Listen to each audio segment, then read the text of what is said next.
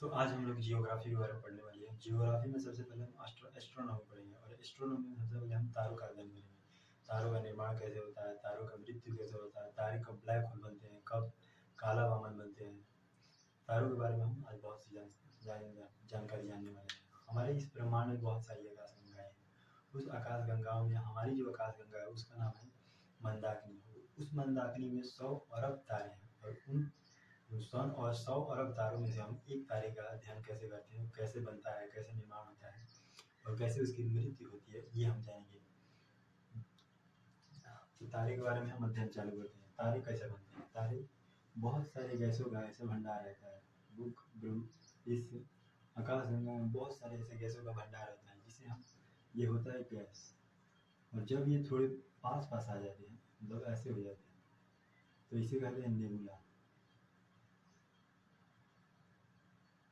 Nebula मतलब निहारिका। निहारिका और इसके बाद बनता है तारा। हमारा इसके बाद तारा बनता है। तारा कैसे बनता है? इसमें नेबुला में क्या होता है, हाइड्रोजन का हीलियम में, हाइड्रोजन जो होता है हीलियम में हस्तांतरण होने लगता है प्लाज्मा अवस्था में। प्लाज्मा अवस्था में हाइड्रोजन का हीलियम में हस्तांतरण होने लगता है, इसलिए ये तारा बनता है। और तारा जब बन जाता है तो इसके मरण ये जो छोटा तारा होता है वो काला वामन, जो बड़ा तारा होता है ब्लैक होल में बनता है। जैसे ये तारा है, अब ये तारा धीरे धीरे बड़ा होगा, ये भी मरेगा। तो ये मरता है तो इसका जो ऊष्मा होता है ये समाप्त होता है और ये बढ़ने लगता है और ये तारा बहुत बड़ा हो जाता है। इसी को कहते हैं हम लाल दानव। इसको हम लाल दानव कहते हैं। जब किसी तारे का ऊष्मा समाप्त होता है तो वह तारा बढ़ने लगता है, उसका आकार बढ़ने लगता है और उसका ऊष्मा जो होता है, ऊष्मा ऊर्जा सब समाप्त होने लगता है। ये लाल दानव है। अगर इसको मरने के दो है। अगर ये छोटा है, जो तारा है छोटा है, सबसे जाएगा पहले श्वेत वामन बनेगा, श्वेत वामन, और उसके बाद बनेगा काला वामन। श्वेत वामन का मन काला वामन, इस पे समाप्त होता है। लेकिन जो बड़ा तारा होता है वो जाता है पहले, ये बनता है अभिनव तारा, फिर बनता है न्यूट्रॉन तारा, और इसके बाद बनता है ब्लैक होल। तो ब्लैक होल का निर्माण समझे। जब तारे होते हैं, जब ब्रह्मांड में गैसीय अवस्था में तारे ऐसे गैस में अवस्था होते हैं, जब ये थोड़े थोड़े पास आ जाते हैं तो इसे निहारिका कहते हैं।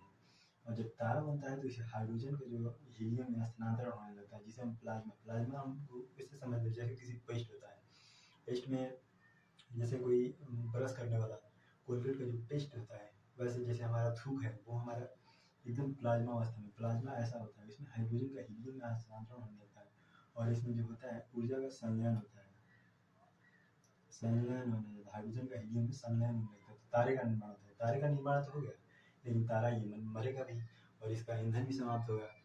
तो इसका ईंधन और उसमें सब समाप्त होता है, तो ये जो तारा होता है ये बड़ा होने लगता है और बड़ा होकर लाल दानव बन जाता है। अगर ये छोटा है तो बनेगा श्वेत वामन, फिर काला वामन, फिर ये समाप्त हो जाएगा। लेकिन अगर ये तारा बड़ा है तो बनेगा अभिनव तारा, और अभिनव तारा के ब्लास्ट होने से, इसको अभिनव तारा को हम सुपरनोवा कहते हैं। सुपरनोवा तारा कहते हैं। सुपरनोवा जो होता है ये ब्लास्ट होता है, अभिनव तारा जो ब्लास्ट होता है तो ये बहुत सारे न्यूट्रॉन तारे बनते हैं, बहुत सारे न्यूट्रॉन तारे बने थे। और उसी न्यूट्रॉन तारे में जिसका घनत्व तो सबसे ज़्यादा होता है वो ब्लैक होल बनता है। न्यूट्रॉन तारे में जिसका घनत्व सबसे ज़्यादा होता है वो ब्लैक होल बन जाता है। अब अगर कोई कहेगा कि छोटा मतलब कितना छोटा, तारा कितना छोटा हो तो काला वामन में जाएगा, और कितना बड़ा होगा तो वो ब्लैक होल में जाएगा। तो इसके लिए हम चंद्रशेखर सीमा का इस्तेमाल करते हैं। किसके लिए? कितना छोटा है इसके लिए हम चंद्रशेखर सीमा का इस्तेमाल करते हैं। चंद्रशेखर सीमा। छोटा मतलब कितना छोटा, तो सन का जो मास है उससे 1.44 से या छोटा है तो ये काला मामला मिलेगा। बड़ा मतलब सन के मास के 1.44 से बड़ा है तो ये ब्लैक होल बनेगा। समझ में आ गया? कब तारे ब्लैक होल बनते हैं, कब तारे काला वामन बनते हैं। अगर सूर्य के मास के 1.44 से अगर तारा छोटा है तो वो बनेगा काला वामन। अगर वह सूर्य के मास के 1.44 से बड़ा है तो वो बनेगा ब्लैक होल। ब्लैक होल बनता है सुपरनोवा तारे के फटने से न्यूट्रॉन तारे का निर्माण होता है। न्यूट्रॉन तारों में जिसका घनत्व सबसे ज़्यादा, डेंसिटी बहुत ज़्यादा होता है, वो बनता है ब्लैक होल। ये कुछ ऐसे समझ सकते हैं।